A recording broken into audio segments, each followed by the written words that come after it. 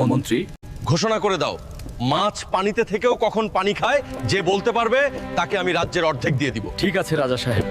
শোনেন শোনেন গ্রামবাসী, শোনেন একটা ঘোষণা, ঘোষণাটা শুনলে তোদের হবে অনেক উপকার। ওরে ও মন্ত্রী মশাই, তাড়াতাড়ি কি করবেন কোন, মোদের আবার শোনার টাইম নাই। ঘোষণাটা হলো, মাছ পানিতে থাকাকালীন কখন পানি খায় এই প্রশ্নটার যে উত্তর দিতে পারবে তাকে অর্ধেক রাজ্য দিয়ে দেবেন রাজা সাহেব। কিন্তু একটা শর্ত আছে, যে এই প্রশ্নের উত্তর দিতে পারবে না তাকে বন্দি বানিয়ে কারাগারে পাঠানো হবে। কিরে ভাই, সবাই রাজবাড়ির দিকে যাচ্ছে কেন? রাজার প্রশ্নটার যে উত্তর দিতে পারবে তাকে অর্ধেক রাজ্য দেওয়া হবে। কি, চল চল এক্ষুনি, সুযোগ হাতছাড়া করা যাবে না। তুমি কি আমার শর্তে রাজি? রাজি থাকলে আমার প্রশ্নের উত্তর দাও। রাজা সাহেব, আমার মনে হয় মাছ যখন পানির উপর আসে তখন পানি খায়। ভুল উত্তর, তাকে বন্দি কর, কারাগারে নিয়ে যাও। রাজা সাহেব, আমি উত্তর দেওয়ার আগে আপনার পুরো রাজবাড়িটা ঘুরে দেখতে চাই, তারপর 2 দিন পর উত্তর দেব। আচ্ছা ঠিক আছে, হালকা। A few moments later. এইটা আবার কি দেখি?